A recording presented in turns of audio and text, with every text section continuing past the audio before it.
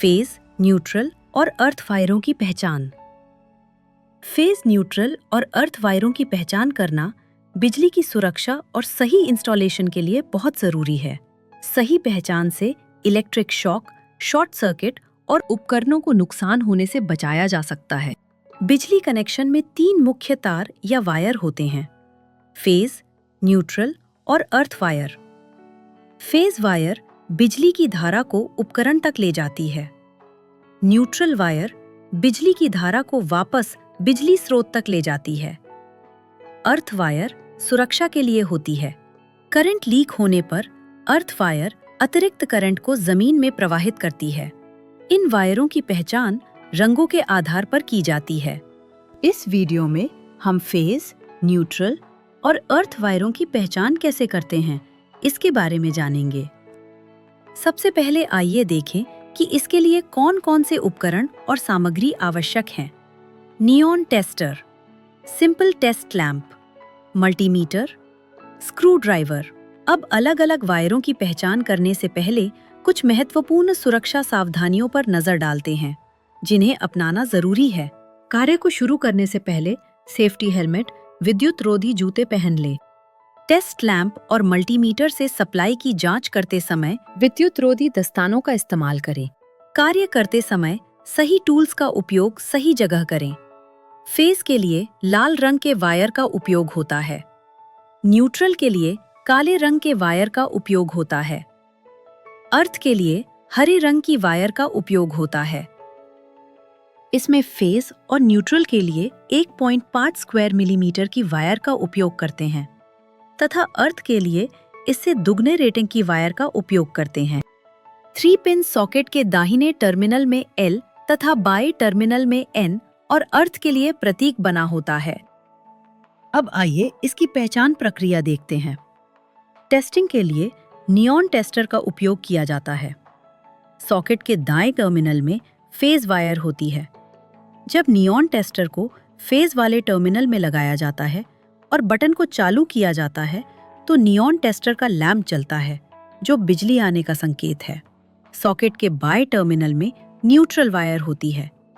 जब neon tester को neutral terminal में लगाकर बटन को चालू किया जाता है तो नियॉन टेस्टर का लैंप नहीं जलता है। अब बटन को बंद कर देंगे। सॉकेट के ऊपर वाले टर्मिनल में अर्थ वायर होती है। जब नियॉन टेस्टर को अर्थ टर्मिनल में लगाकर बटन को चालू किया जाता है तो टेस्टर का लैंप नहीं जलता है। अब बटन को बंद कर देंगे। अब टेस्ट लैंप से टेस्टिंग करेंगे। टेस्ट लैंप की लाल तार को 5 पिन सॉकेट के दाहिने टर्मिनल में और काली तार को बाएं टर्मिनल में लगाकर बटन को चालू करते हैं। बटन को चालू करने पर टेस्ट लैंप जल जाता है। अब बटन बंद कर देंगे। फिर टेस्ट लैंप की लाल वायर को 5 पिन सॉकेट के ऊपर वाले अर्थ टर्मिनल में और काली वायर को बाएं टर्मिनल में लगाकर बटन को चालू करें। आप देख सकते हैं कि टेस्ट लैंप जलता नहीं है। अब बटन बंद कर दें। टेस्ट लैंप की लाल रंग की वायर को 5 पिन सॉकेट के दाएं टर्मिनल और काली रंग की वायर को ऊपर वाले अर्थ टर्मिनल में लगाकर बटन को चालू करें। टेस्ट लैंप जल उठता है। अब बटन बंद कर दें। अब मल्टीमीटर से टेस्टिंग करेंगे। मल्टीमीटर की काली नोब को कॉमन टर्मिनल में और लाल नोब को वोल्टेज या रेजिस्टेंस टर्मिनल में लगाएं। मल्टीमीटर के सेलेक्टर स्विच को AC 250 वोल्टेज पर सेट करेंगे। मल्टीमीटर की लाल रंग की नोब को 5 पिन वाले सॉकेट के दाएं टर्मिनल में और मल्टीमीटर की काले रंग की नोब को 5 पिन सॉकेट के बाएं टर्मिनल में लगाकर बटन को चालू करते हैं। मल्टीमीटर की डिस्प्ले पर वोल्टेज 246 वोल्ट दिखाई देते हैं। अब बटन को बंद कर देंगे। मल्टीमीटर की काली नोब को 5 पिन वाले सॉकेट के ऊपर वाले अर्थ टर्मिनल में और लाल नोब को दाएं टर्मिनल में लगाकर बटन चालू करें। मल्टीमीटर की डिस्प्ले पर 246 वोल्ट का वोल्टेज दिखेगा। इसके बाद बटन बंद कर दें। मल्टीमीटर की लाल रंग की नोब को 5 पिन वाले सॉकेट के ऊपर वाले अर्थ टर्मिनल में और काली रंग की नोब को बाएं टर्मिनल में लगाकर बटन को चालू करें। इस स्थिति में मल्टीमीटर की डिस्प्ले पर वोल्टेज 0 वोल्ट दिखेगा। स्क्रू ड्राइवर की मदद से स्विच बोर्ड के स्क्रू निकालकर बटन प्लेट को खोलेंगे।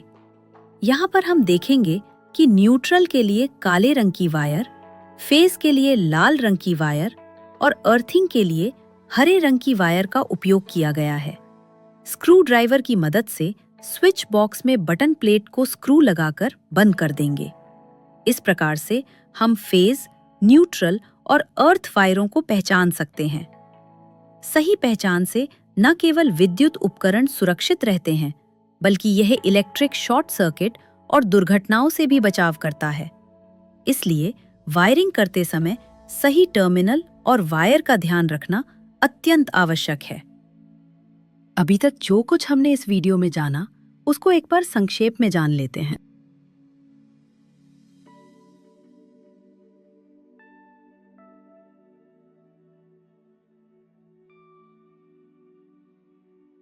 सारांश: हमने फेज, न्यूट्रल और अर्थ वायरों की पहचान रंगों और नियॉन टेस्टर, टेस्ट लैम्प और मल्टीमीटर जैसे उपकरणों की मदद से करना सीखा। हमने सही वायर को पहचानने के महत्व को जाना, जो विद्युत सुरक्षा और सही इंस्टॉलेशन के लिए जरूरी है। इन मूल बातों को समझने से इलेक्ट्रिक शॉक, शॉर्ट सर्किट और उपकरणों का नुकसान से बचाव होता है और सुरक्षित वायरिंग सुनिश्चित होती है। अब आपके लिए एक सवाल: पुरानी या खराब स्थिति में पड़े वायरिंग सिस्टम में वायर की पहचान करते समय आपको किन चुनौतियों का सामना करना पड़ सकता है?